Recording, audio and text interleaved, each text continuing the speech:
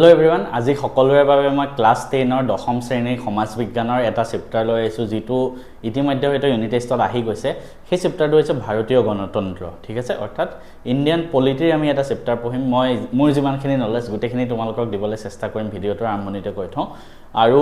আমি অলৰেডি আমাৰ social science কোৰ্সত যেহেতু অসমীয়া মিডিয়ামত মই পঢ়াও আকাশ ছাৰ ইংলিছ মিডিয়ামত পঢ়াই অসমীয়া মিডিয়ামত মই অলৰেডি বহুত কেটা চেপ্টাৰ আৰু বাকি কেটাও আপলোড কৰা আছে বহুত কেটা তো আই হোপ তোমালোকে কমপ্লিট কৰিলা সেই চেপ্টাৰ কেটাৰ নোটছখিনিত গৈ পেলাই তোমালোকে নোটছখিনি একবাৰ নিজেও লিখা বা ডাউনলোডো কৰি ল'ব পাৰা ইয়াত যেনেকৈ মই লিখাই দিওঁ এই নোটছখিনিও তোমালোকে তাতে পাই যাবা ভিডিওটো চাই যাওঁতে বা ক্লাছটো চাই যাওঁতে তোমালোকে নোটছখিনি লিখি নাযাবা শেষ হোৱাৰ পিছত নোটছ ফোল্ডাৰত গৈ পেলাই নোটছখিনি লিখিবা তাৰ পিছত এই ক্লাছটোৰ ওপৰত মই এটা মক টেষ্ট পাতো য'ত তোমালোকৰ ওপৰত টাইম থাকে ধুনীয়াকৈ এটেম্প কৰিব পাৰা ঠিক আছে তো সেই মক টেষ্টটো তোমালোকে এটেম্প কৰিবা সবেই ঠিক আছে তো এই গুটেখিনি আমাৰ কোৰ্সটোতে উপলব্ধ হ'ব আৰু ইয়াৰ এই পাঠটো প্ৰশ্ন উত্তৰখিনিও এই ক্লাছটো খতম হোৱাৰ পিছতে আমাৰ এপত তোমালোকে পাই যাবা তাতে কোৰ্সটোতে পাই যাবা বেলেগকে ক'তো যাব নালাগে সোশ্যাল সায়েন্স কোৰ্সতে গুটেখিনি থাকিব গতিকে বেছি দেৰি নকৰি আমি বস্তুখিনি আৰম্ভ কৰো ঠিক আছে ভাৰতীয় গণতন্ত্ৰ এই অধ্যায়টোত আমি কি শিকিম একদম বেসিক বস্তুখিনি শিকিম ঠিক আছে ইন্ডিয়ান পলিটি এনেকুৱা এটা সাবজেক্ট হয় হে সাবজেক্টটো ইউপিএসসি এপিএসসি ইমান ভাষ্ট হয় নহয় এখন ডাঙৰ কিতাবে আছে এম লক্ষ্মীকান্ত বুলি ইউপিএসসি এস্পিৰেন্ট বিলাকে পঢ়ে বা এপিএসসি দিয়া সকলে পঢ়ে এসএসসি প্ৰত্যেকটো এক্সামত আহে ঠিক আছে বেংকিং এক্সাম বাদ দি বাকি সবতে ইন্ডিয়ান পলিটি আহে আৰু ইমান ইন্টাৰেষ্টিং হয় এটো জাস্ট বিগিনিং হে হয় ঠিক আছে এনেকুৱা এগালমান চেপ্টাৰ আছে তাত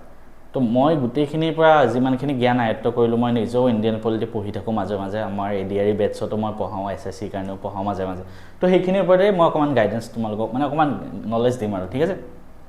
ইন্ডিয়ান পলিটি আমি কিয় পঢ়ো আমাৰ ভাৰতত যিবিলাক কাম হলে চলে ভাৰতৰ আমি যিমানবিলাক ভাৰতৰ নীতি নিয়ম চলে এখন কিতাপৰ আধাৰত চলে সেই কিতাপখন কি বুলি কোৱা হয় সেই কিতাপখনক কোৱা হয় কি বুলি কোৱা হয় ভাৰতৰ সংবিধান কি বুলি কোৱা হয় ভাৰতৰ সংবিধান ইংলিছত কি বুলি কোৱা হয় কনস্টিটিউশন ঠিক আছে সংবিধান এতিয়া এই সংবিধানখন বনাওঁতে কিন্তু বহুত কষ্ট হৈছিল সংবিধান বনাওঁতে বহুত বছৰ লাগি গৈছিল ইনফেক্ট বহুত কেইটা কমিটিও আছিল এই সংবিধানখন বনাওঁতে আৰু এই যোনখন সংবিধান এই সংবিধানখন বনাওঁতে আমি বহুত কেটা চেপ্টাৰ আছে এই সংবিধানখনত বহুত চেপ্টাৰ আছে তো এই বহুত কেটা আৰ্টিকেল আছে আৰ্টিকেল মানে নিৰ্দিষ্ট যেনেকৈ আৰ্টিকেল 1 আৰ্টিকেল 2 কোনটো বিষয়ে কি থাকিব সব বস্তু আছে ইয়াতে এই সংবিধানখন বনাওঁতে আমি মানে পৃথিৱী বেলেগ বেলেগ দেশৰ পৰা বিভিন্ন কনসেপ্ট বিলাক বড়ো কৰি আনি আমি আমাৰ ভাৰতৰ সংবিধানখন বনাইছিলো ঠিক আছে সেকেন্ড কথা মনত ৰাখিবা ভাৰতৰ সংবিধানৰ পিতৃ স্বৰূপ বুলি কাক কোৱা যায় তেওঁ কোৱা যায় ভীমৰাও আম্বেদকাৰ ঠিক আছে মনত ৰাখিবা কাক কোৱা যায় বি.আৰ. আম্বেদকাৰ মই অকমান ষ্টাৰ্টিংতে মানে অকমান তোমালোকক বস্তুখিনি বুজাই দিবলৈ চেষ্টা কৰি আছো তোমালোকে 26 জানুৱাৰী সবে জানা 26 জানুৱাৰী কি হয় গণতন্ত্ৰ দিৱস হয় কিয় কাৰণ 1950 চনৰ 26 জানুৱাৰী তাৰিখে কিমান তাৰিখে 1950 চনৰ 26 জানুৱাৰী তাৰিখে আমাৰ সংবিধানখন কি হৈছিল অফিচিয়ালি আহিছিল সেইটো কাৰণে এইটো ডেটত কি বুলি কোৱা হয় এইটো ডেটত সংবিধান মানে আহিছিল কাৰণে গণতন্ত্ৰ দিৱস পালন কৰা হয় ঠিক আছে এতিয়া সংবিধানখন গঠন কৰিবৰ কাৰণে সংবিধান সভা বনাইছিল প্ৰথম সংবিধান সভা ঠিক আছে এই সংবিধান সভা ভাৰতৰ সংবিধান ৰচনা কৰিবলৈ এখন সংবিধান সভা গঠন কৰা হৈছিল ইয়াৰ প্ৰথমখন বৈঠক 1946 চনৰ 9 ডিসেম্বৰত বহিছিল তাৰিখ পুৰা মুখস্থ থাকিব লাগিব সংবিধানখন বনাব লাগিব বুলি প্ৰথম এখন মিটিং বহিলে প্ৰথমখন মিটিং 1946 চনৰ 9 ডিসেম্বৰত হ'ল ঠিক আছে আৰু এই সংবিধানখন যে সভা হ'ল এই সংবিধান সভাখন যে হ'ল তাৰ প্ৰথম বৈঠকত সভাপতিত্ব কোনে কৰিছিল ডক্টৰ সচ্চিদানন্দ সিনহা নামটো মনত ৰাখিবা তাৰ পিছত পৰৱৰ্তী সময়ত ডক্টৰ ৰাজেন্দ্ৰ প্ৰসাদক সংবিধান সভাৰ স্থায়ী সদস্য হিচাপে নিৰ্বাচন কৰা হয় ঠিক আছে স্থায়ী সভাপতি প্ৰথম বছৰ সভাপতি আছিল সচ্চিদানন্দ সিনহা তাৰ পিছৰ পৰা স্থায়ী সভাপতি ৰাজেন্দ্ৰ প্ৰসাদ হ'ল ৰাজেন্দ্ৰ প্ৰসাদ কোন হয় আমাৰ ভাৰতৰ প্ৰথমজন ৰাষ্ট্ৰপতি ঠিক আছে তো সংবিধান সভা তাৰপিছত খচৰা সমিতি এটা খচৰা সমিতি কি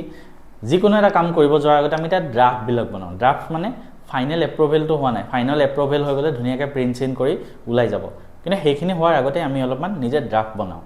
অফিচত যিবিলাক কাম কাজ হয় আমাৰ নিজৰো অফিচত ফাইনেল ওলাই যোৱাৰ আগত আমি ড্ৰাফ্ট বনাওঁ মানে আমি নিজে লিখোঁ তাৰপিছত আমাৰ ছিনিয়ৰক দিওঁ ছিনিয়ৰে চাই পেলাই ক'ত ভুল হৈছে ক'ব তাৰপিছত আমাক আকৌ ঘূৰাই পঠাব আকৌ ভালকৈ এইটো ভুল শুদ্ধ কৰা সেইবিলাক ড্ৰাফ্ট বুলি কোৱা হয় আৰু যেতিয়া ফাইনেল এপ্ৰুভ হৈ যায় তাৰপিছত অফিচিয়েল ভালকৈ বনাই সেইটো পাব্লিছ হৈ যায় তো এই মাজৰ যিখিনি কাম সেইখিনি ড্ৰাফটিং কৰা বুলি কোৱা হয় তো এই সংবিধানখনো তেনেকৈ এখন খচৰা সমিতি বনোৱা হৈছিলে সেই খচৰা সংবিধানখন প্ৰস্তুত কৰিবৰ কাৰণে কিমান চনত 1947 চনৰ 29 আগষ্ট তাৰিখে খচৰা সমিতি অৰ্থাৎ ড্ৰাফটিং কমিটি বনাইছিলে আৰু ইয়াৰ অধ্যক্ষ আছিলে বি.আৰ. আম্বেদকাৰ ঠিক আছে এই স্লাইডটো বহুত ইম্পৰ্টেণ্ট কিন্তু খেলিমেলি নকৰিবা দুটা বস্তু খেলিমেলি নকৰিবা এটা হ'ল সংবিধান সভা সেইখন কিয় আছিলে সংবিধান গঠন কৰিব লাগে বুলি এখন সভা হ'ল তাত সচ্চিদানন্দ সিনহা সভাপতি ছেকেণ্ড টাইমৰ পৰা পাৰ্মানেণ্ট সভাপতি হৈ গ'ল ৰাজেন্দ্ৰ প্ৰসাদ 1900 কিমান চনত 46 চনত তাৰপিছত 47 চনত আমাৰ ড্ৰাফটিং কমিটি বনালে অৰ্থাৎ খচৰা সমিতি তাৰ অধ্যক্ষ আছিলে ভীমৰাও আম্বেদকাৰ ঠিক আছে আই হোপ তোমালোকে বস্তুবিলাক অলপ অলপ বুজিব পাৰিছা তাৰপিছত সংবিধান কেতিয়া আহিলে এতিয়া সংবিধান আমাৰ ভাৰতৰ সংবিধানৰ লগত জড়িত মই 3টা তাৰিখ কৈ আছোঁ 3 নম্বৰ তাৰিখটো হয়তো তোমালোকে বহুতে নাজানা এটা হ'ল 1949 চনৰ 26 নৱেম্বৰ তাৰিখ কিমান 1949 চন 26 নৱেম্বৰ এই ডেটটোত কি হৈছিলে এই ডেটটোত আমাৰ সংবিধানখন অফিচিয়েল মানে সাইন টাইন হৈ গৈছিলে আৰু ঠিক আছে সাইন টাইন হৈ ৰেডি সংবিধানখন এই ডেটটোত হৈছিলে এই ডেটটো কি বুলি কোৱা হয় আমাৰ ভাৰতত সংবিধান দিৱস পালন কৰা হয় তোমালোকক কেতিয়াবা এক্সামত সুধিব পাৰে সংবিধান দিৱস কেতিয়া পালন কৰা হয় 1949 চনৰ 26 নৱেম্বৰত হৈছিলে তো 26 নৱেম্বৰত পালন কৰা হয় তাৰপিছত 1950 চনৰ 24 জানুৱাৰী এটা 24 জানুৱাৰী কি হয়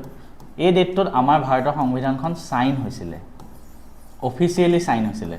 ঠিক আছে গোটেই কেইজন মেম্বাৰে তাত অফিচিয়েলি সাইন কৰিছিলে 24 জানুৱাৰী তাৰিখে মনত ৰাখিবা 49 চনৰ 26 নৱেম্বৰ তাৰিখে ফাইনেলাইজ হৈ গৈছিলে মানে একচেপ্ট কৰি লৈছিলে তাৰপিছত 24 জানুৱাৰী তাৰিখে সাইন হ'ল আৰু ফাইনেলি তাৰ 2 দিন পিছত 1950 চনৰ 26 জানুৱাৰী তাৰিখে আমাৰ সংবিধানখন কি হ'ল অফিচিয়েলি আহি গ'ল আৰু সেই ডেটটোতে আমি গণতন্ত্ৰ দিৱস পালন কৰোঁ ঠিক আছে গণৰাজ্য দিৱস তো মনত ৰাখিবা 1949 চনৰ 26 নৱেম্বৰত খচৰা সমিতিয়ে সংবিধানক সম্পূৰ্ণ খচৰা কৰি সংবিধান সভাৰ সভাপতি ডক্টৰ ৰাজেন্দ্ৰ প্ৰসাদৰ ওচৰত দাখিল কৰে আৰু সেই দিনাই তেওঁ ইয়াত স্বাক্ষৰ প্ৰদান কৰে ৰাজেন্দ্ৰ প্ৰসাদে সেই দিনাই সহি কৰে অৱশ্যে বিভিন্ন প্ৰশাসনিক কাৰণত এই নতুন সংবিধানখন 1950 চনৰ 26 জানুৱাৰীতহে কাৰ্যকৰী হয় সভাপতিজনে ৰাজেন্দ্ৰ প্ৰসাদে তেতিয়াই সাইন কৰে কিন্তু 26 জানুৱাৰীটো অফিচিয়েলি আহে তাৰ 2 দিন আগত বাকি সকলো মেম্বাৰে সাইন কৰিছিলে ঠিক আছে এই কোৱেশ্চনটো এসএসসি এক্সামত আহিছে মানে হেতু কাৰণে মই কৈ দিছো এই কোৱেশ্চনটো এদিনা কৰাই থাকোতে মনত আছে এতিয়া তোমালোকৰ মনত এটা প্ৰশ্ন আহিব পাৰে আমাৰ ভাৰতৰ স্বাধীন হৈছিল 1947 চন তাৰ পৰা আমি 26 জানুৱাৰী 1950 চনলৈকে সংবিধানটো এতিয়াহে আহিছে 1947 চনৰ 15 আগষ্টৰ পৰা এই 3 বছৰ কাল আমি কি নিয়মৰ ভিত্তিত কাম কৰিলো এই 3 বছৰ কাল কোনখন আইনৰ অধীনত কাম কৰাইছিল জানে ভাৰত চৰকাৰ আইন 1935 চনৰ ভাৰত চৰকাৰ আইন অনুসৰি কাম চলিছিল গভৰ্নমেন্ট অফ ইণ্ডিয়া এক্ট 1935 1935 চনত ভাৰত চৰকাৰ আইন যে আহিছিল তাৰ অধীনত সেই 47 ৰ পৰা 50 লৈকে আমাৰ ভাৰতত কাম কাজ বিলাক চলিছিল মনত ৰাখিবা ঠিক আছে এই নোটছ বিলাক তোমালোকে যিসকলে কোৰ্সত আছে তো তোমালোকে পাই যাবা ইমান টেনচন ল'ব নালাগে এতিয়া আটাইতকৈ বস্তু ডাঙৰ ধুনীয়া কথা প্ৰিএম্বল অসমীয়াত কি বুলি কোৱা হয় প্ৰস্তাৱনা তোমালোকে সংবিধানখনৰ মূল যোনটো চাবিকাঠি সেইটো প্ৰস্তাৱনা হয় ঠিক আছে অৰ্থাৎ প্ৰস্তাৱনা মানে একদম বিগিনিঙৰ পেজটো প্ৰিএম্বল তোমালোকে যিকোনো কিতাপ কিনা তাৰ আগত প্ৰিএম্বলটো থাকে প্ৰস্তাৱনাটো ঠিক আছে এই বস্তুটো থাকে মই এখন এইটো বস্তু কিতাবৰ পৰাই উঠাইছো ক্লাছ 10 তো এই প্ৰস্তাৱনাটো একদম আৰম্ভণি পাতনি মানে একদম বিগিনিং এই প্ৰস্তাৱনাত কেইটামান বহুত ইম্পৰ্টেন্ট শব্দ আছে আৰু এই শব্দকেইটাৰ ওপৰত প্ৰশ্ন আহে কি আমি ভাৰতৰ জনসাধাৰণে ভাৰতবৰ্ষখন এখন সাৰ্বভৌম ঠিক আছে মই শব্দকেইটা লিখি সাৰ্বভৌম দেখাই দিছো সমাজবাদী ঠিক আছে কি সাৰ্বভৌম সমাজবাদী ধৰ্মনিৰপেক্ষ গণতান্ত্ৰিক আৰু গণৰাজ্য এই পাঁচটা শব্দ মনত ৰাখিবা ঠিক আছে এই পাঁচটা শব্দ বহুত ইম্পৰ্টেন্ট হয় ইয়াৰ উপৰি আৰু কেইটামান শব্দ ইম্পৰ্টেন্ট হয় ব্যক্তিৰ মৰ্যাদা জাতীয় ঐক্য আৰু সংহতি এই শব্দকেইটা মনত ৰাখিবা এই গুটেবিলাক ৰাখিবৰ কাৰণে আমি 1949 চনৰ 26 নৱেম্বৰ তাৰিখে আমাৰ সংবিধান সভাই গ্ৰহণ কৰো ঠিক আছে এতিয়া প্ৰথম কথা এই যে পাঁচটা শব্দ আমাৰ ভাৰতৰ সংবিধানখন 1950 চনত আহিছিলে প্ৰথম 1950 চনত আহোঁতে এই পাঁচটা শব্দ আছিলেনে কি সাৰ্বভৌম সমাজবাদী ধৰ্মনিৰপেক্ষ গণতান্ত্ৰিক গণৰাজ্য এইকেইটা ক'লোঁ এই পাঁচটা প্ৰথম আহিছিলে নাই প্ৰথম গোটেইকেইটা নাছিলে তো কি এটা কথা মনত ৰাখিবা ছ'চিয়েলিষ্ট ঠিক আছে মই কৈ দিছোঁ তোমালোকক ছ'চিয়েলিষ্ট অৰ্থাৎ অসমীয়াত যোনটো সমাজবাদী আৰু ছেকুলাৰ অৰ্থাৎ অসমীয়াত যোনটো ধৰ্মনিৰপেক্ষ ঠিক আছে এই দুটা শব্দ যেতিয়া আমাৰ ভাৰত যেতিয়া সংবিধান গৃহীত হৈছিলে তেতিয়া ইনিচিয়েলি নাছিলে আৰু এটা শব্দ ইণ্টিগ্ৰিটি এইটো জাতীয় ঐক্য এইটো এই তিনিটা শব্দ নাছিলে এই তিনিটা শব্দ পিছত এড হৈছিলে কেতিয়া 1976 চনত আমাৰ ভাৰতৰ সংবিধান CAA মানে কনষ্টিটিউশ্যন এমেণ্ডমেণ্ট এক্ট ঠিক আছে অৰ্থাৎ ভাৰতৰ সংবিধান সংশোধন কৰা হৈছিলে কিমানতম সংশোধনী 42তম আমাৰ ভাৰতবৰ্ষৰ সংবিধানখন বহুতবাৰ সংশোধন কৰা হৈছে বহুতবাৰ নতুন বস্তু এড কৰা হৈছে ডিলিট কৰা হৈছে কিন্তু ভাৰতৰ সংবিধানৰ যোনটো প্ৰস্তাৱনা সেইটো এবাৰেই সংশোধন কৰা হৈছে কিমান চনত 1976 চনত 1976 42nd amendment 42nd time amend হৈছিলে তেতিয়া এই তিনিটা শব্দ এড কৰিছিলে ছ'চিয়েলিষ্ট ছেকুলাৰ ইণ্টিগ্ৰিটি ঠিক আছে তেতিয়া ভাৰতৰ প্ৰধানমন্ত্ৰী কোন আছিলে তোমালোকে কমেণ্ট কৰিবাচোন নিজে অকণমান ৰিচাৰ্চ কৰা 1976 চনত ঠিক আছে তো এই বস্তুকেইটা মনত ৰাখিবা আমি নেক্সট যাওঁ প্ৰস্তাৱনাৰ গোটেই বস্তুখিনি ইয়াত লিখি দিছোঁ প্ৰস্তাৱনা কি হয় প্ৰস্তাৱনা সংবিধানৰ পাতনি বা প্ৰৱেশ দুৱাৰ বুলি কোৱা হয় মই যিখিনি কথা ক'লোঁ ইয়াতে লিখা আছে এখন গ্ৰন্থৰ পাতনিত যেনেকৈ থাকে তো প্ৰস্তাৱনাত এইটো থাকে কেতিয়াবা নোটছত প্ৰস্তাৱনাক গুৰুত্ব কি আহিলে লিখিব পাৰিবা সংবিধানৰ আত্মা প্ৰস্তাৱনাক সংবিধানৰ আত্মা বা বিবেক দুৱাৰ দলি আৰু চাবিকাঠি বুলি কোৱা হয় ঠিক আছে তো এই বস্তুখিনি মনত ৰাখিবা প্ৰস্তাৱনাটো আমি ভাৰতীয় জনসাধাৰণ বুলি আৰম্ভ হয় ইয়াৰ দ্বাৰা সংবিধান প্ৰণেতাসকলে স্পষ্ট কৰিছে যে সংবিধানখনৰ মূল ৰচক ভাৰতীয় জনগণ আৰু তেওঁলোকে সংবিধানৰ বৃহৎ শক্তি ঠিক আছে ভাৰতীয় জনসাধাৰণে সংবিধানখন মানে মূল বুলি ইয়াত কোৱা হৈছে যি যে ইম্পৰ্টেণ্ট বস্তু মই কৈ গৈছোঁ তোমালোকক তাৰপিছত য়েছ নেক্সট ভাৰতীয় সংবিধানৰ মূল শব্দকেইটা কি এইকেইটা আটাইতকৈ ইম্পৰ্টেণ্ট প্ৰথম সাৰ্বভৌম অৰ্থাৎ ছভেৰেইন ছেকেণ্ড হ'ল সমাজবাদী ছ'চিয়েলিষ্ট থাৰ্ড হ'ল ধৰ্মনিৰপেক্ষ ছেকুলাৰ ফ'ৰ্থ হ'ল গণতান্ত্ৰিক অৰ্থাৎ ডেম'ক্ৰেটিক 5 নম্বৰ গণৰাজ্য আকৌ কৈছোঁ সমাজবাদী শব্দটো আৰু ধৰ্মনিৰপেক্ষ শব্দটো অৰ্থাৎ ছ'চিয়েলিষ্ট আৰু ছেকুলাৰ এই দুটা শব্দ কেতিয়া এড কৰা হৈছিলে 1976 চনত 1976 42nd যেতিয়া এমেণ্ডমেণ্ট হৈছিলে আমাৰ ভাৰতৰ সংবিধান 42nd টাইম সংবিধানৰ প্ৰস্তাৱনাখন এবাৰেই এমেণ্ড কৰা হৈছে সংবিধান বহুতবাৰ হৈছে প্ৰস্তাৱনা এবাৰেই হৈছে আৰু এই দুটাৰ বাহিৰে আৰু এটা কি শব্দ এড কৰা হৈছিলে ইণ্টিগ্ৰিটি একতা শব্দটো এড কৰা হৈছিলে মনত ৰাখিবা এইকেইটা ইনিচিয়েলি 1950 চনত নাছিলে তো সাৰ্বভৌম মানে কি হয় সাৰ্বভৌম মানে কি সাৰ্বভৌম মানে মই ইয়াত লিখাৰ কথা বাদ দিয়া মই কৈ দিছোঁ সাৰ্বভৌম মানে আমাৰ সাৰ্বভৌমত্ব অৰ্থাৎ ছভেৰেইন আমাৰ ভাৰতৰ যিখন দেশ ভাৰতৰ যিমান শাসনভাৰ চলিব সেই বস্তুবিলাক বেলেগ দেশে আমাক কণ্ট্ৰল নকৰিব বেলেগ এখন দেশে আমাক নক'ব যে তোমালোকে ইয়াত এনেকৈ চলোৱা এইটো নিয়ম অৰ্থাৎ ভাৰতবৰ্ষখন কোনো বিদেশী ৰাষ্ট্ৰৰ অধীন নহয় সেইটো কাৰণে ইয়াক সাৰ্বভৌম কোৱা হয় সমাজবাদী মানে কি সমাজবাদী মানে আমাৰ দেশত কোনো বৈষম্য নাথাকিব ঠিক আছে ইয়াৰ অৰ্থ হ'ল দেশত আয় মৰ্যাদা জীৱন ধাৰণৰ মানদণ্ডৰ কোনো বৈষম্য নাথাকিব ধৰ্মনিৰপেক্ষ মানে ভাৰতৰ কোনো অফিচিয়েল ধৰ্ম নাথাকিব ঠিক আছে ভাৰতবৰ্ষত ধৰ্মনিৰপেক্ষ দেশ সকলোৰে অধিকাৰ থাকিব নিজৰ ধৰ্ম নিজে ল'ব গণতান্ত্ৰিক মানে কি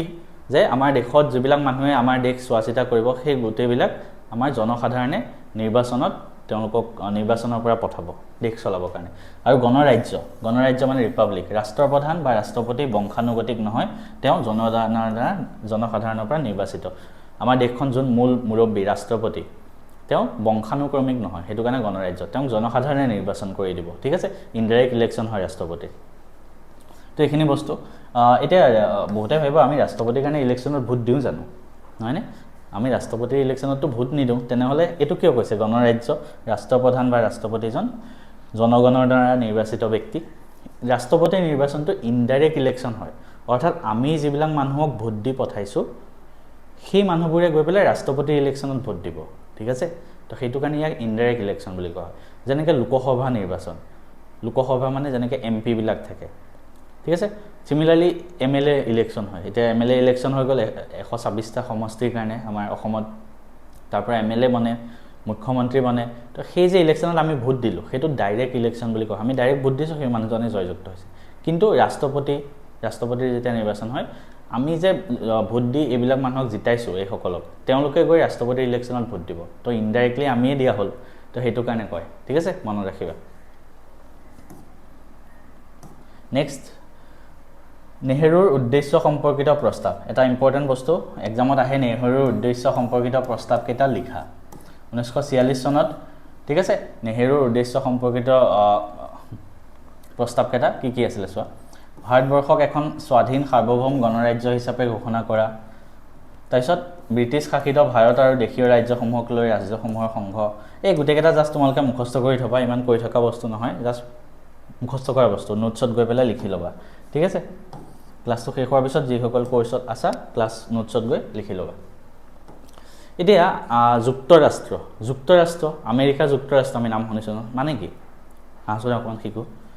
ভাৰতত ৰাজনৈতিক ব্যৱস্থাৰ যুক্তৰাষ্ট্ৰীয় বৈশিষ্ট্য যুক্তৰাষ্ট্ৰ মানে কি হয় ইংলিছত কোৱা হয় ফেডাৰেশ্যন এই ফেডাৰেশ্যন শব্দটো লেটিন শব্দ এটা আহিছে ফেডাছ ইয়াৰ পৰা আহিছে যাৰ অৰ্থ কি চুক্তি বা সন্ধি ঠিক আছে অৰ্থাৎ সাধাৰণ অৰ্থত ই কি হৈছে পাৰস্পৰিক চুক্তিৰ দ্বাৰা সন্মিলিত হোৱা ৰাজ্যসমূহৰ এটা গোট ঠিক আছে তো এটা ভাৰতবৰ্ষত যুক্তৰাষ্ট্ৰীয় ব্যৱস্থা চলে নে নাই চলে কিন্তু আমাৰ ভাৰতবৰ্ষত আমি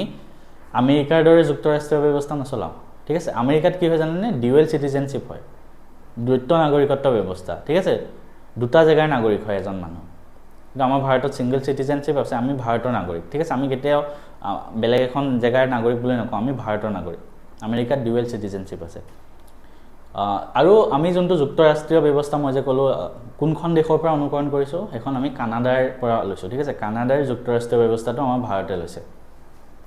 তো কানাডাৰ আদৰ্শ লৈছে ভাৰতীয় সংবিধান প্ৰণেতাসকলে আমেৰিকাৰ দৰে যুক্তৰাষ্ট্ৰীয় ব্যৱস্থাৰ পৰিৱৰ্তে কানাডাৰ সংবিধানৰ আদৰ্শত এক ব্যতিক্ৰমী যুক্তৰাষ্ট্ৰ ব্যৱস্থা প্ৰৱৰ্তন কৰিছিল ইয়াৰ মূল উদ্দেশ্য আছিল দেশৰ সাৰ্বভৌমত্ব আৰু অখণ্ডতা দুয়োটা ৰক্ষা কৰা ঠিক আছে মনত ৰাখিবা তাৰপিছত ব্যতিক্ৰমী স্বৰূপ কি এটা কি ব্যতিক্ৰমী স্বৰূপ হয় চোৱা ব্যতিক্ৰমী অৰ্ধ যুক্তৰাষ্ট্ৰ বুলিও কোৱা হয় সেইটো কাৰণে ব্যতিক্ৰমী বুলিও কোৱা হয় বা কেন্দ্ৰীভূত বুলিও কোৱা হয় কি প্ৰথম কেন্দ্ৰৰ শক্তিশালী স্থিতি আমাৰ ভাৰতবৰ্ষত কেন্দ্ৰীয় চৰকাৰ থাকে চেণ্ট্ৰেল গভৰ্ণমেণ্ট প্ৰাইম মিনিষ্টাৰ থাকে আৰু ষ্টেট গভৰ্ণমেণ্ট থাকে যেনেকৈ আমাৰ মামা অসম চৰকাৰ তো অসম চৰকাৰেও অসমত কাম কৰে এফালে কেন্দ্ৰীয় চৰকাৰেও কাম কৰে কিন্তু আল্টিমেট পাৱাৰটো চেণ্ট্ৰেল গভৰ্ণমেণ্টৰ ওচৰত থাকে তো সেইটো কাৰণে কেন্দ্ৰৰ শক্তিশালী স্থিতি থাকে একক নাগৰিকত্ব থাকে এইটো এটা ইউনিক যুক্তৰাষ্ট্ৰীয় ব্যৱস্থা আমেৰিকাত ডিউৱেল চিটিজেনশ্বিপ আছে মই অলপ আগত ক'লোঁ আমাৰ ভাৰতত একক নাগৰিকত্ব আৰু অখণ্ড সংবিধান অৰ্থাৎ ৰাজ্যবিলাক যদিও বেলেগ বেলেগ হয় যদিও বেলেগ বেলেগ চৰকাৰ আছে ৰাজ্যত কিন্তু গোটেই ৰাজ্য চৰকাৰবিলাকে এখন সংবিধানৰ আধাৰতে আমি কাম কৰোঁ তো সেইকাৰণে ইয়াত অখণ্ড সংবিধান বুলি কোৱা হৈছে ঠিক আছে ইয়াৰ উপৰি ইয়াক সহযোগিতামূলক যুক্তৰাষ্ট্ৰ বুলিও কোৱা হয় তো এইখিনি বস্তু তোমালোকে মনত ৰাখিবা সংসদীয় গণতন্ত্ৰ এইবাৰ আমি শিকিম সংসদীয় গণতন্ত্ৰ অৰ্থাৎ পাৰ্লিয়ামেণ্ট এতিয়া পাৰ্লিয়ামেণ্ট মানে কি তোমালোকে লোকসভা নাম শুনিছা ঠিক আছে আমি লোকসভালৈ মানুহক নিৰ্বাচন কৰি পঠাওঁ সিমিলাৰলি ৰাজ্যসভাও আছে ঠিক আছে লোকসভাও আছে ৰাজ্যসভাও আছে এতিয়া ৰাজ্যসভাত আমি ভোট দিওঁ নে নিদিওঁ ৰাজ্যসভাত আমি ইলেক্ট কৰি দিয়া মানুহবিলাকে গৈ পেলাই ৰাজ্যসভাত ভোট দিয়ে ঠিক আছে তো ৰাজ্যসভাত কিছুমান নমিনেশ্যনো হোৱা আছে যেনেকৈ প্ৰেচিডেণ্টে নমিনেট কৰি কেইজনমান মেম্বাৰ দিয়ে আৰু কিছুমান এই লোকসভাৰ পৰা গৈ ৰাজ্যসভাত ভোট দি পেলাই আনে ঠিক আছে মনত ৰাখিবা এতিয়া লোকসভাক কি বুলি কোৱা হয় মনত ৰাখিবা সদায় নিম্ন সদন আৰু ৰাজ্যসভাক কি বুলি কোৱা হয় উচ্চ সদন ঠিক আছে নিম্ন সদন আৰু উচ্চ সদন ইংলিছত এইটো হায়াৰ পাৰ্লিয়ামেণ্টাৰী হাউচ এইটো লোৱাৰ হাউচ এইটো আপাৰ হাউচ সৰি হায়াৰ নহয় আপাৰ ইংলিছত এইটো আপাৰ হাউচ এইটো লোৱাৰ হাউচ ঠিক আছে সেনেকৈ এতিয়া এই দুটা বস্তু যে এই দুটা পাৰ্লিয়ামেণ্ট বুলি কোৱা হয় ইহঁতে দেশখন চলাব মনত ৰাখিবা এটা ক্লাছত ইমান ডিটেইলছত পঢ়াব নোৱাৰি এনেকুৱা লোকসভাৰ ওপৰত এটা চেপ্টাৰ কি মানে 10টামান চেপ্টাৰ আছে পলিটিত ঠিক আছে তো এইটো কাৰণে মই যিমানখিনি পাৰোঁ কৈ দিছোঁ সংসদীয় গণতন্ত্ৰ মানে য'ত এটা শাসন ব্যৱস্থা য'ত জনপ্ৰতিনিধিৰ দ্বাৰা গঠিত এটা সভাৰ হাতত শাসনৰ সৰ্বোচ্চ ক্ষমতা অৰ্পণ কৰা হয় ইয়াক সংসদ বুলি কোৱা হয় ভাৰতীয় সংসদ লোকসভা আৰু ৰাজ্যসভাৰ নামৰ দুখন সদনক লৈ গঠিত আৰু ইয়াৰ সৈতে ৰাষ্ট্ৰপতিও সংসদৰ এক অবিচ্ছেদ্য অংগ ঠিক আছে তো এইখিনি বস্তু মনত ৰাখিবা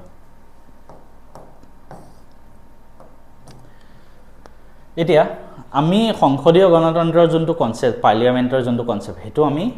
ইংলেণ্ডৰ পৰা আনিছো ব্ৰিটিছৰ পৰা অলপ আগত আমি কলো আমাৰ যুক্তৰাষ্ট্ৰীয় কনসেপ্টটো কোপা আনিছো কানাডাৰ পৰা পাৰ্লিয়ামেন্ট আমি ইংলেণ্ডৰ পৰা আনিছো কিন্তু আনিছো যদিও কিছুমান ক্ষেত্ৰত পৃথক হয় যেনেকৈ ইংলেণ্ডত তুমি যদি চোৱা যোনজন হেড মানে ইংলেণ্ডৰ হেড সেইজন বংশানুক্ৰমিক হয় কিন্তু আমাৰ ভাৰততটো ভাৰতৰ ৰাষ্ট্ৰপতিটো বংশানুক্ৰমিক নহয় ইলেক্টেড হয় ইলেক্টেড মেম্বাৰ হয় ইনডাইৰেক্ট ইলেকশ্যন হয় ৰাষ্ট্ৰপতিৰ কাৰণে অলপ আগত মই কৈ আহিছো ঠিক আছে তো আমি ইংলেণ্ডৰ পৰা প্ৰভাৱ আছে যদিও ৰাষ্ট্ৰপ্ৰধানজন মই অলপ কলো যেনেকৈ বংশানুক্ৰমিক নহয় ঠিক তেনেকৈ গণৰাজ্য হয় ঠিক আছে গণৰাজ্য অৰ্থাৎ আমাৰ দেশত মানুহে ভোট দি পেলাই ৰাষ্ট্ৰপ্ৰধানজনক নিৰ্বাচন কৰে সদনৰ ক্ষমতা থাকে ঠিক আছে আমাৰ দেশত সদনৰ ক্ষমতা থাকে আৰু ইংলেণ্ডৰ সদনৰ ক্ষমতাৰ মাজত পাৰ্থক্য আছে এইখিনি বস্তু মই তোমালোকক যিমানখিনি পাৰো পঢ়ালো এই যিখিনি নোটস এই নোটসখিনি তোমালোকে লিখি ৰাখা পুৰা সহজ সৰল ভাৱে মই লিখি দিছো আৰু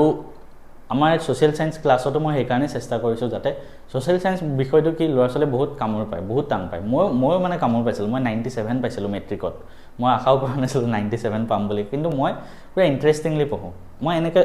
এই বস্তুবিলাক যে মই আজিৰ পৰা 10 বছৰ আগতে 2015 চনতে মই মেট্ৰিক দিছিলো 10-11 বছৰ আগত তেতিয়াই মই এইবিলাক বস্তু এনেকৈ লিখো আৰু এতিয়াও হেতু কাৰণে এনেকৈ লিখি পেলাই মই ক্লাছবিলাক বনাও তোমালোকক আমি বহুত কেইটা চেপ্টাৰ আমাৰ কমপ্লিট হ'ল আমাৰ কোৰ্সত বাকি গুটে কেইটা চেপ্টাৰ মই এনেকৈ কমপ্লিট কৰি যাম নোটস বিলাক বহুতে ভাল পাইছে বহুতে ভাল কমেন্ট দিছে ভাল লাগিছে তাৰ বাবে থ্যাংক ইউ আৰু এনেকুৱা বনাম সকলো মোৰ লগত কানেক্ট থাকিবা আমাৰ কোৰ্সৰ পৰা মই টাৰ্গেট কৰিছো এবাৰ সোশ্যাল সায়েন্সত কোনোবা এজন ল'ৰা-ছোৱালী কোনো সকলোকে মই সকলোৰে কাৰণে টাৰ্গেট কৰো 100 যাতে কৰি আহিব পাৰে এনেকৈ পঢ়িলে এমসিকিউটো গুটেখিনি কৰিব পাৰিবা ঠিক আছে এইখিনি কৰা ইয়াৰ পিছত আমাৰ কোৱেশ্চন বেংকখনত যোৱা কোৱেশ্চন বেংকৰ কোৱেশ্চনখিনি প্ৰেক্টিস কৰিব পাৰিবা এই চেপ্টাৰটোৰ আৰু মক টেষ্ট হ'বই আমাৰ অলপ দিন পিছতে আমাৰ কোৰ্সতে এই চেপ্টাৰটোৰ ওপৰত তো সেইখিনি এটেম্প কৰা কিবা থাকিলে মোক আমাৰ লাইভ ডাউট সেশন যেতিয়া লম ক্লাছত তেতিয়া ক'লে হ'ল